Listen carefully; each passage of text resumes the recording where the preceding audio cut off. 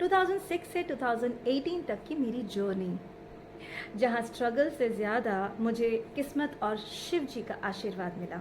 2006 में मेरी bachelor degree complete हुई और फिर एक दिन ऑल ऑफ अ सडन मैंने डिसाइड किया मुझे मुंबई जाना है हायर एजुकेशन के लिए। ना कोई बैकअप प्लान, ना किसी का हाथ पकड़कर बस अकेले अपना सफ़र शुरू कर दिया। मुंबई आई, पढ़ाई की और फाइनली 2013 में मेरा MBA कंप्लीट हुआ।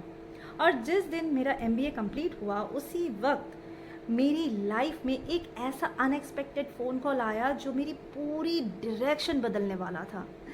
Senior NSD actors Sunil Chauhan ji और मुकुल नाथ जी का कॉल आया।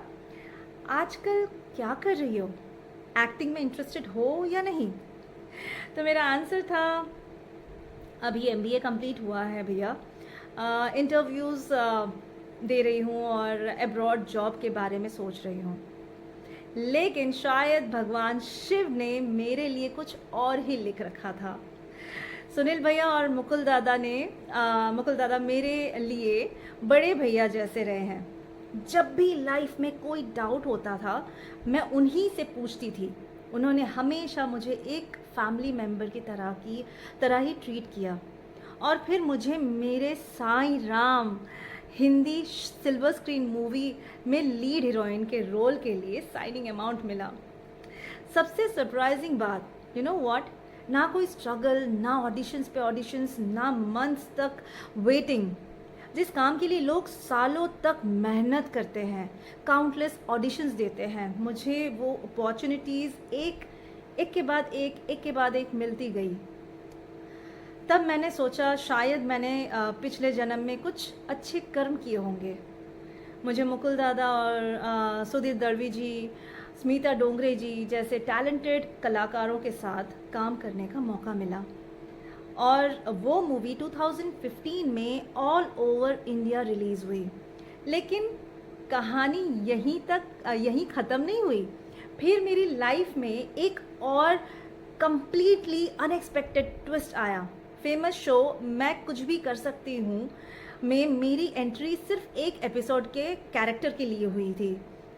लेकिन सेट पर पहुंचते ही फेमस प्रोड्यूसर डायरेक्टर अब फिरोज अब्बास खान सर ने मुझे देखा और कहा कि मैं उनके शो में पैरेलल लीड करूंगी। That was a shocking news for me. उन्होंने अपने असिस्टेंट से कहा कि जाओ पीयू और उनकी मम्मी को अपने कार में लेकर जाओ, घर जाके कपड़े पैक कराओ और शूटिंग स्पॉट पर लेकर आओ फटाफट। और जिस एक्ट्रेस ने 1 महीने से नीलिमा के कैरेक्टर की शूटिंग की थी उनकी जगह मुझे कास्ट कर लिया गया। सबसे interesting part, you know what, जो काम 1 महीने में शूट हुआ था मैंने उसे सिर्फ 1 वीक में कंप्लीट कर दिया था। सब फिरोज अब्बास सर और उनकी पूरी टीम मुझसे काफ़ी इम्प्रेस्ड हुए। और फिर क्या, एक के बाद एक टीवी शोज़ मिलते गए और मैं बस करती चली गई। आज पीछे मुड़कर देखती हूँ तो लगता है मैंने करियर को चेज़ नहीं किया था, करियर खुद मेरे पास आता गया। शायद ये मेरी मेहनत थी, शायद मेरे अच्छे कर्म और सबसे ज़्यादा मेरे शिव का आशीर्वाद। सक्सेस की तरफ मेरा सफ़र शुरू हो चुका था। शादी के लिए काफ़ी रिश्ते आए थे, लेकिन उस वक्त शादी मेरी प्रायोरिटी थी ही नहीं। लेकिन फिर 2018 में मेरी लाइफ में अचानक ऐसा क्या हुआ जिसने मेरी पूरी लाइफ बदल दी। वो कहानी नेक्स्ट पार्ट में। अभी के लिए बाय बाय।